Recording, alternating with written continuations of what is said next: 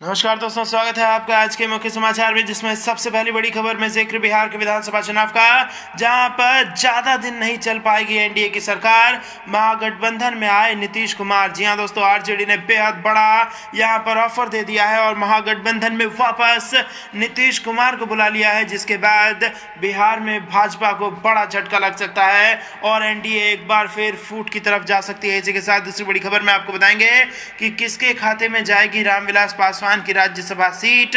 इसको लेकर एनडीए में मचा है जबरदस्त बवाल। और तीसरी बड़ी खबर में जिक्र होगा कि हार के बाद विपक्ष की जीत, मेवालाल के इस्तीफे से बैकफुट पर आई जेडीयू। जी हां दोस्तों, बिहार में हारने के बावजूद भी महागठबंधन अपने आप को जीता हुआ मान रही है। हर एक खबर की गहराई में आपको ले जाएंगे दोस्तों, लेकिन उससे पहले अगर आपको भी ऐसा लगता है कि बिहार ने नीतीश कुमार को अपना मुख्यमंत्री नहीं चुना है, तो आप अभी इस वीडियो को लाइक कीजिए और इस लाल बटन को दबा के इस चैनल को फ्री में सब्सक्राइब करके घंटी बजाकर कमेंट में लिखिए जय हिंद। दोस्तों, करते तमाम बड़ी खबरों की तरफ। बिहार में ज्यादा दिन नहीं चलेगी एनडीए सरकार, महागठबंधन में आए नीतीश कुमार, आरजेडी। जी हां दोस्तों, बिहार में नई सरकार का गठन हो चुका है। सीएम से लेकर मंत्रियों तक सभी के विभागों का बंटवारा भी हो गया। साथ ही नई सरकार में शामिल लोग अपने कार्यों में भी लग गए। लेकिन आरजेडी को अभी भी बिहार में सरकार बनने की उम्मीद है। आरजेडी की तरफ से नीतीश कुमार को महागठबंधन में शामिल होने का ऑफर दिया गया है। आरजेडी नेता अमरनाथ गामी ने सीएम नीतीश कुमार को महागठबंधन में साथ आने का ऑफर दिया है। गामी ने कहा है कि नीतीश कुमार को महागठबंधन के साथ आना चाहिए और केंद्र में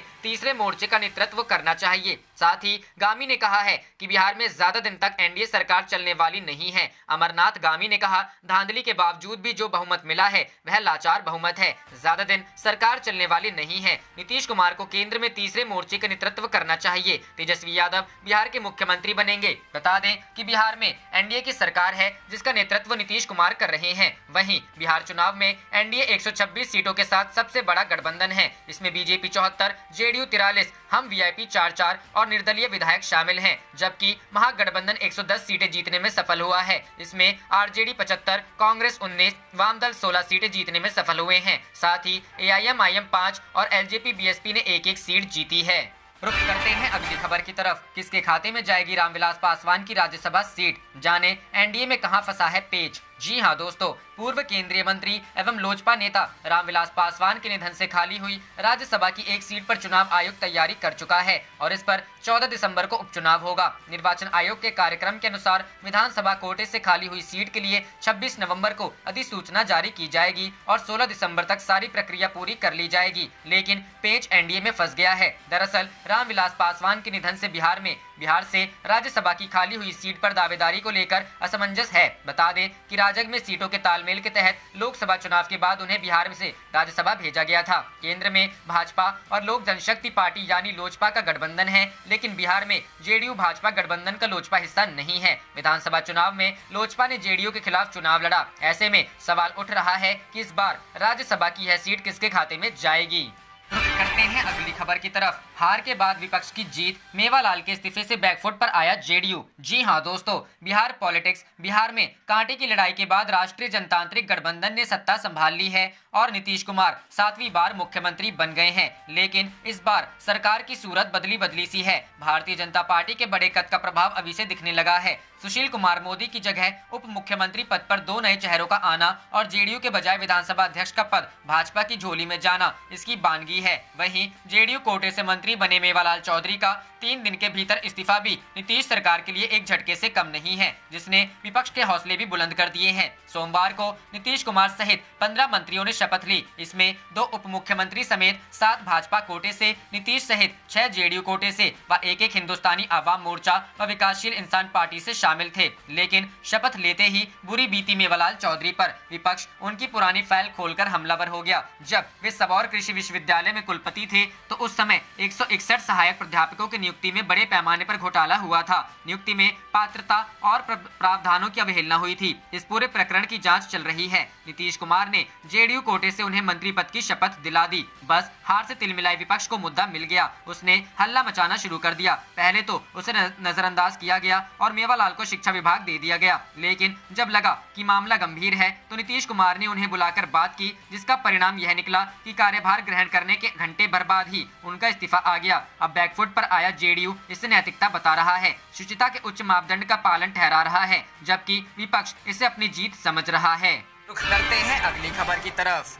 राजद ने पूछा, सीएम नीतीश के नवरत्नों में अपराधी और भ्रष्टाचारी ही क्यों हैं? जी हां दोस्तों, राष्ट्रीय जनता दल ने नीतीश कुमार पर निशाना साधते हुए रविवार को सवाल किया कि मुख्यमंत्री के नवरत्नों में अपराधी और भ्रष्टाचारी ही क्यों हैं और उनके मंत्रियों के भ्रष्टाचार बड़ी बात क्यों नहीं लगती है। राजद नेता तेजस्वी यादव ने ट्वीट कर आरोप लगाया कि मुख्यमंत्री नीतीश कुमार के मुकुटमणि जेडीयू के कार्यकारी अध्यक्ष और मंत्री अशोक चौधरी की पत्नी पर बैंक से करोड़ों की धोखाधड़ी और जालसाजी का आरोप है। राजद नेता ने अपने ट्वीट के साथ एक वीडियो भी जारी किया जिसमें एक पत्रकार द्वारा इस बारे में सवाल पूछे जाने पर अशोक चौधरी को यह कहते देखा गया कि उच्च न्यायालय ने इस मामले को खारिज किया और उच्चतम न्यायालय ने उनके पक्ष को नहीं सुना गया है और जब तारीख आएगी तब वह अपना पक्ष रखेंगे। इसमें क्या बड़ी बात है? बहरहाल तेजस्वी ने कहा, इनकी निष्कपटता देखिए, कहते हैं बीवी का भ्रष्टाचार कोई बड़ी बात नहीं। राजद ने आधिकारिक ट्वीट में सवाल किया कि नीतीश के नवरत्नों में सभी अपराधी और भ्रष्टाचारी ही क्यों हैं? पार्टी ने कहा कि इनके मंत्रियों से करोड़ों के भ्रष्टाचार पर सवाल पूछो तो कहते हैं कि भ्रष्टाचार बड़ी बात नहीं।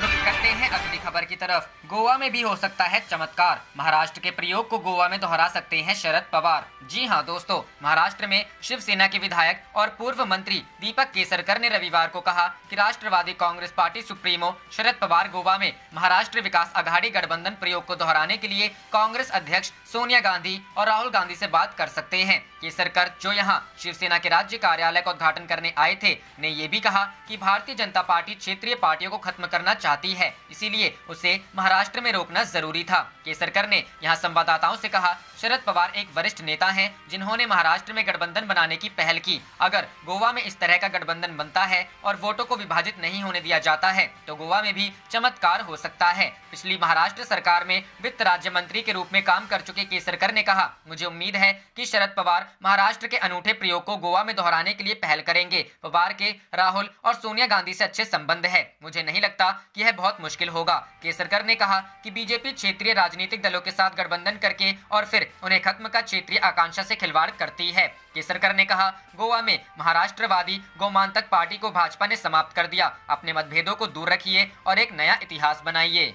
रुक करते हैं अगली खबर की तरफ। लव जिहाद के खिलाफ कानून की बात पर भड़के ओवैसी, बीजेपी पर लगाए आरोप। जी हां दोस्तों, लव जिहाद के मुद्दे पर इन दिनों देश में बहस छिड़ी हुई है। कई राज्य लव जिहाद के खिलाफ कानून बनाने पर भी काम कर रहे हैं। ऐसे में कुछ दल बीजेपी का विरोध कर रहे हैं। AIMIM के प्रमुख असदुद्दीन ओवैसी ने रविवार को इस मसले पर बोलते हुए बीजेपी पर आरोप लगाए हैं। उन्होंने कहा, यह स्पेशल मैरिज एक्ट के अनुच्छेद 14 और 21 का उल्लंघन होगा। उन्हें संविधान का अध्ययन करना चाहिए। नफरत का ऐसा प्रचार काम नहीं करेगा। बीजेपी बेरोजगारी का शिकार हुए युवाओं को भ्रमित करने का ड्रामा कर रही है। असदुद्दीन ओवैसी ने कहा, अगर आप रात में किसी बीजेपी नेता को जगाते हैं और उनसे कुछ नाम देने के लिए कहते हैं तो वह बोलेंगे इसके बाद गद्दार, आतंकवाद और अंत में पाकिस्तान। बीजेपी को यह बताना चाहिए कि 2019 के बाद उन्होंने तेलंगाना और खासकर हैदराबाद को क्या वित्तीय मदद दी। ओवैसी ने आगे कहा, हैदराबाद बाढ़ की चपेट में आ गया था। मोदी सरकार ने हैदराबाद को कौन सी वित्तीय सहायता प्रदान की? वे इसे चुनाव सांप्रदायिक रंग देने की कोशिश कर रहे हैं क्योंकि उन्होंने उस समय कोई मदद नहीं की।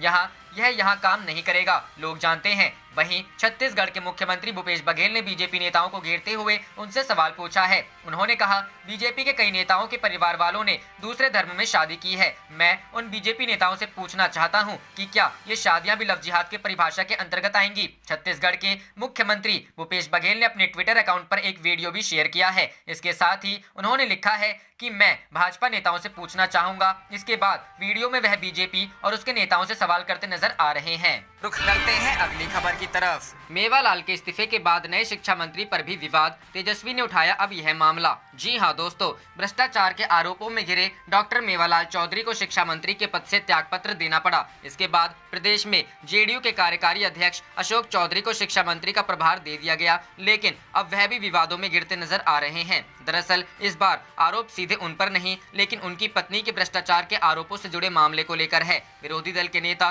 तेजस्वी यादव ने सोशल मीडिया का सहारा लेकर अशोक चौधरी को निशाना बनाया है और उनकी राजनीतिक शुचिता के दावे पर सवाल उठाया है। तेजस्वी यादव ने अपने ट्विटर अकाउंट पर अशोक चौधरी की पत्नी पर लगे भ्रष्टाचार को लेकर निशाना साधा और लिखा साहित्यिक चोरी के दोषी मुख्यमंत्री नीतीश जी के मुकुटमणि जेडीयू के कार्यकारी अध्यक्ष और मंत्री श्री अशोक चौधरी की पत्नी पर बैंक से करोड़ों की धोखाधड़ी और जालसाजी का आरोप है। सीबीआई जांच कर रही है, कोर्ट में केस है, इनकी निष्कपटता देखिए। कहते हैं बीवी का भ्रष्टाचार नॉट ए बिग डील। बता दें कि भ्रष्टाचार के मामले में कार्यकारी अध्यक्ष अशोक चौधरी की पत्नी पर बैंक से धोखाधड़ी का एक मामला चल रहा है, जिसकी जांच सीबीआई कर रही है। इस मामले में सीबीआई ने उन्हें चार्जशीटेड किया था। इसके बाद अशोक चौधरी की पत्नी हाईकोर्ट गई, जहां से वह बरी हो गई। लेकिन सीबीआई इस मामले को लेकर सुप्रीम कोर्ट चली गई, जहां हाईकोर्ट के फैसले को सस्पेंड कर दिया गया है। हालांकि मामला अभी अंडर ट्रायल है। गौरतलब है कि जेडीयू प्रदेश कार्यकारी अध्यक्ष ने एक निजी चैनल से बातचीत में इस पर अपना पक्ष रखते हुए कहा है कि ये मामला अभी कोर्ट में है और अभी हमारे पक्ष को सुना नहीं गया है। जब भी तारीख आएगी हम कोर्ट में अपना पक्ष रखेंगे, सुप्रीम कोर्ट में अपनी बात रखेंगे और वहां लड़ेंगे। आप देख रहे थे आपका अपना चैनल जय हिंद जय भारत।